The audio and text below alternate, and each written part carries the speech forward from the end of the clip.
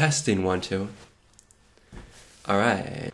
In September 2016, I uploaded a video called The Most Bizarre Predator I've Ever Seen, detailing about this predator that I talked to in 2013, my experiences with him, me posing as an underage girl. Later, he went to prison.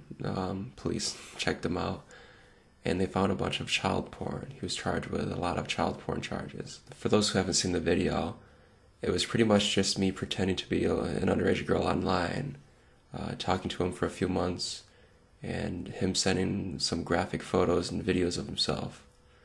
And then him actually saying, "Let's meet for sex." So I did, with my video camera, but not for sex, just to see who he was and catch him in the act. So, but at Taco Bell in the parking lot to meet.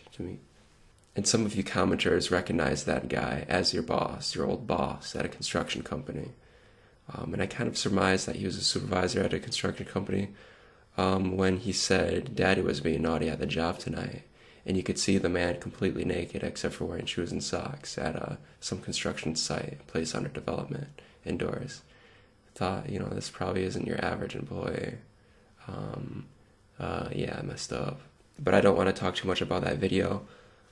If you haven't seen it, I would advise to check it out before watching this one. I reported him to the FBI, of course, and I didn't know anything happened to him until about 3 years later. I was talking to a local police detective in this room right outside the courtroom, and we were talking about all the people that I've turned over to him. And the detective said that, hey, one of the dudes that you reported to us was actually, he's been caught doing the same thing. Like someone just like you was pretending to be a little girl online and he got caught. I said, what was that? And he said, no, wait, was that you? And I'm like, what's the dude? And, and then he explained the guy, and I said, yeah, that was me. The detective told me that he's been in prison for a while, a couple of years. And the detective was just laughing at that. I was just saying, as far as how ridiculous he was. And I was talking to him, very cool detective. And he was saying, oh man, we were laughing so hard at the office at some of these photos this guy sent. Well, I thought pretty disgusting. Yeah, it's totally wrong. I didn't know the predator's name until I asked, and he said Stephen Wood. And so I went home and I looked him up and I learned about his charges and why he went to prison. And what I learned is that in May 2014, I confronted him in July 2013. But in May 2014, he was arrested for accosting a minor for immoral purposes, second or subsequent offense, and also production of child pornography and possession of child pornography. All of this after I confronted him. And that's why people need to be put in prison like that. They need to be quickly apprehended, because there was a lot of time from the time I confronted him to when he was actually imprisoned. A lot of time. Yeah, just more time for more victims. It's just in law. Sometimes you just have to have an investigation going, and the FBI is very hush hush. I mean, the FBI, they want solid evidence. They want to know about more victims, but at the same time, during this investigation, I'm sure new victims could be created just through the time of the investigation. It's so lengthy. Just because he had been free, and real minors have been victimized by this guy. Very real minors. And I was just fake. I was a fake. Totally fake. It was made up. There was no Kenzie DeVries. She did not exist. But some of the other names that this person thought he was chatting with were real people, real minors, real girls. And that freaks me out, especially after I dealt with him, but before he went to prison. And just knowing that he was free and doing his own thing, I learned a lot about this guy, Steve Wood. I learned so much about him because I had chatted with him for over 2 months. And it was funny because he had no idea who I really was. He had no idea who he was talking to, and I knew a lot about him. But not his name. I didn't know his name. But I was just a 20-year-old guy pretending to be an underage girl. And he had no idea. But, yeah. So yeah, real minors that this guy is victimized. And I kind of knew that. I mean, obviously. But in one of the videos he sent me of himself ejaculating, It had a very old timestamp on it, and I thought he had probably sent this to other girls. He's probably has done this a million times. Of course, that's an exaggeration, but quite a bit. But the FBI found a lot about him, but they remained very tight-lipped. They didn't say anything to me, and that's usually how they operate. The way the federal government operates is they're very slow and lengthy in their investigations. For instance, in high school, I started high school in 2007. There was a teacher who he had been investigated by the FBI for child porn type stuff, child predation type stuff online since 1999. But from that time all the way up until 2016, he had been a teacher and still doing his thing, and he was finally arrested in 2016 for child porn related charges and cussing minors and stuff like that. But it can take a while, 17 years maybe, for an investigation to start and end. And when that's going on, it's just, these predators, they keep on getting new victims, new younger victims, and more and more and more. And but it's, the way we live in our criminal justice system, you need to have solid evidence for trial. You can't let them get away. But even when you do get them in trouble, they may take a plea deal, or they may get off easy in the eyes of some. But this Stephen Wood dude, he did a lot of bad stuff, and he went to prison for it. And I remember some of you people commenting that, he could get out soon, because he was sentenced to anywhere from in 2014 he was sentenced to serve time until 2018 through 2034, I believe. But he was first eligible for parole in 2018. And so he got out for his first parole hearing. So this man I talked to when I was 20 is now free as a bird, under a lot of supervised conditions. So not totally free, but he's among us in society. He's around, and it's always I have to say that it's always kind of bothered me ever since I've been doing this predator thing when people would say like good job, you're getting these people off the streets, you're putting them behind bars, or you're helping the police do that or whatever. It always kind of bothered me because I knew that it wouldn't. I'm just a long-term type guy, and I knew it wouldn't last. In the end, it wouldn't really matter. They would get out, and or take a plea deal or get eligible for parole or something early on. And this dude pled guilty to a lot of stuff, and a lot of charges were dropped as a result of that. And so I just knew that that's how the game would play out, and it's just always bothered me because I don't think into the future, like a few months or a few years. I'm more like long term. There are lots of people out there still, a lot of young people that can be in danger to this guy. But thankfully he's under strict supervised conditions. But I don't know. Is he now worse of a person? It's ever since getting out of prison, now that everyone knows he's a sex offender. But as long as he's monitored really carefully as far as what he's done in the past and trying to not make that happen again, I think that's good, but I don't know. I don't know if it'll work. It's just like once they're out of prison, it's just like, now what? It's like, I don't know. It's kind of stressful because I don't know. It's amazing to me. Like, you can do that stuff and just go to prison for a few years and come out, and some people totally avoid prison, but like, it's crazy. Like, I would rather. Man, holy crap. I don't know. It's just... And look. People go to prison all the time for crimes, but like, to be a sexual predator is a different type of criminal that I can never trust. And it's just so weird because once I report these people, it's out of my control, right? It's like, and like vigilante, let's address the vigilante thing. I've said this before in court even too. A vigilante is someone who takes the law into their own hands and does something that out of their legal right?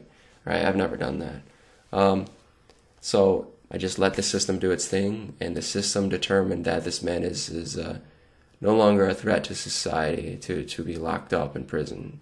They felt that he was rehabilitated enough to let him loose and be under supervised conditions, and most supervised conditions for only 1 year.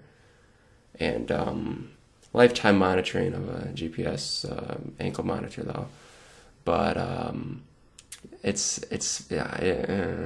I don't know. It's just dark. I don't like it. I don't like talking about this. I really don't.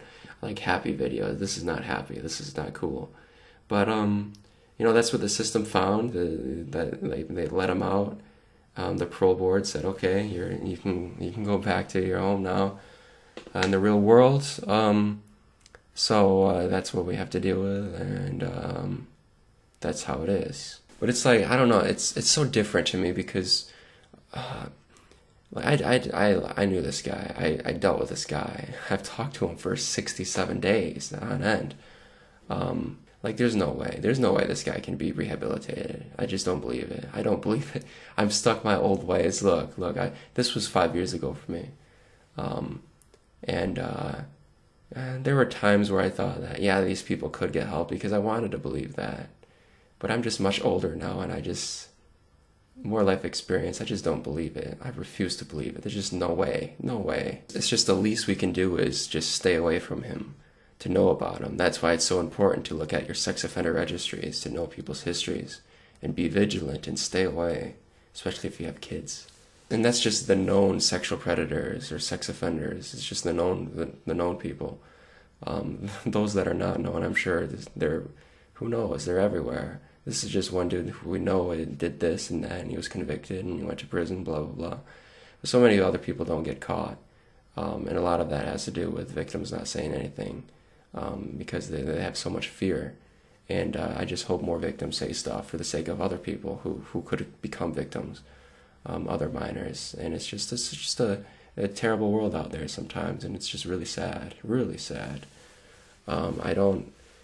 It's just, and I'm not even a father yet, right? I'm not a father, but it's just, I can feel, it's just, I don't know, it's bad, it's really bad, especially nowadays, and it's always been that way, it's always been pretty bad, but, even before days of the internet, of course, but, it's just in anything in life, there are lots of dangers that we have to watch out for. But what also freaks me out, though, is the people that knew this guy, that got out of prison recently, said he was such a nice guy. Oh, I can't believe it. That was my former boss, blah, blah, blah.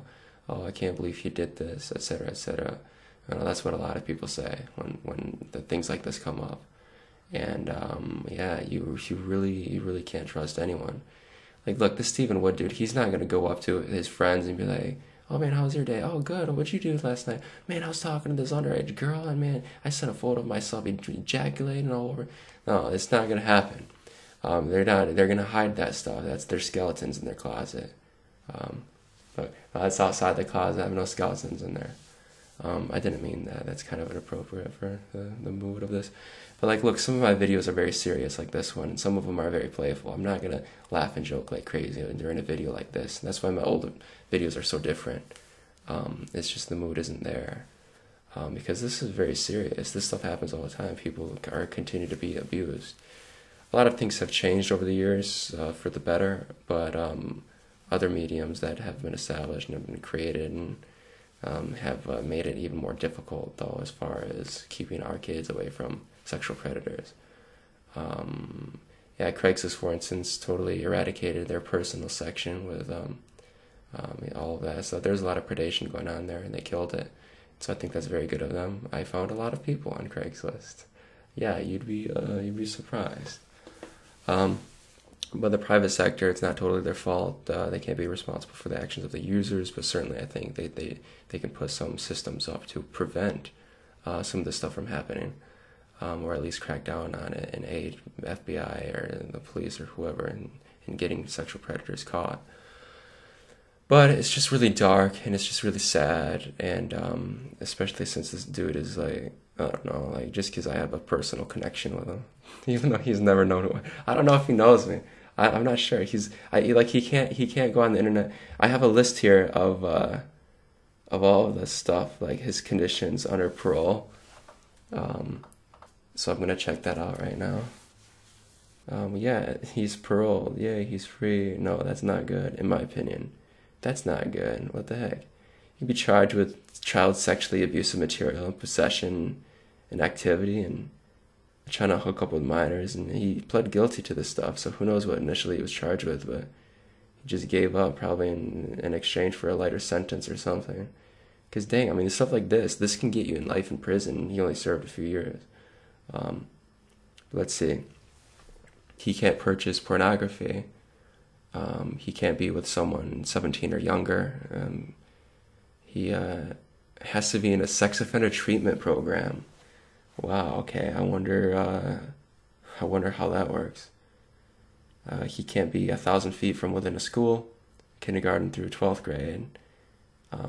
He can't use anything that can take photos. Okay, good. We've seen some of his photos. It's not good work. Submit to polygraph as ordered by parole agent. Interesting. Let's see. He can't access the internet without it being supervised, without there being some sort of agreement. He can't use sex phone numbers. I would hope not. Okay. He can't use alcohol. He can't leave the state. All right, so Michigan, we're gonna have to deal with him. Oh, okay. We can't put our problem somewhere else. Let's see here.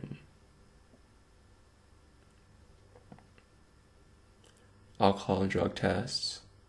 He can't associate anyone known to have a felony. He cannot own or possess a firearm. Okay, good. That's really good.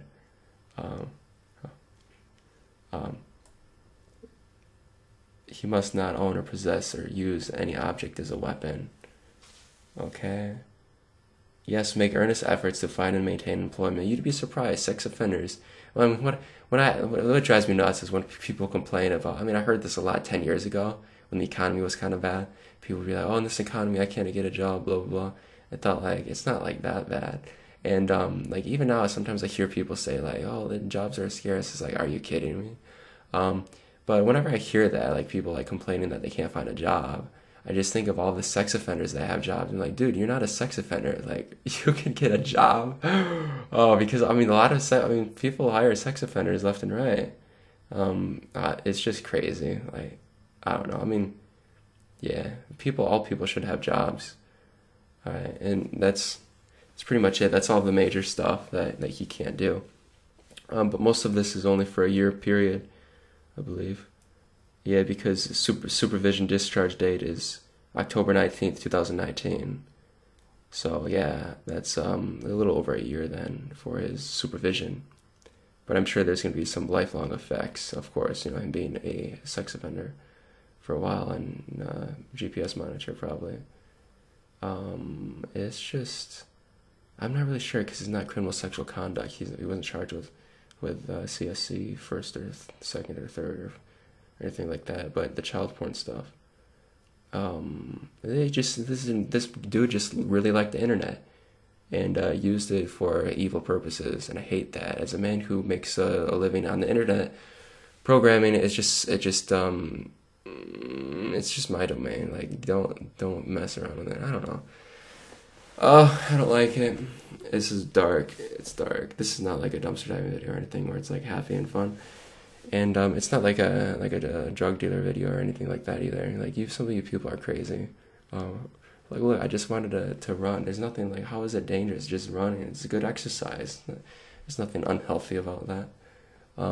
But yeah, you have to watch out for some drug dealers. They can be pretty bad. Pop pop pop. At the same time, with an AK-47, you can just have a good approach here. But yeah, on that note, I'm gonna sign out and just be very careful about who you talk to, and especially if you have kids, pay attention to what they're doing, because just some children, when they're naive and inexperienced, and some man hits them up, they think, and these men can be very manipulative, and they can establish a confidant, and that's what you really have to watch out for, is the whole trust thing. When you have someone's trust, you can do a lot with them. And it's just watch out, totally watch out. It's not good. It's really not good. This is so dark. But reviving the Predator series. I mean, this dude went to prison. He's out now. What's the point? In the end, it didn't really matter, did it? Not really. It just if there's any revival in any of it, then I think things would need to be done much differently to ensure that the threat is eliminated completely.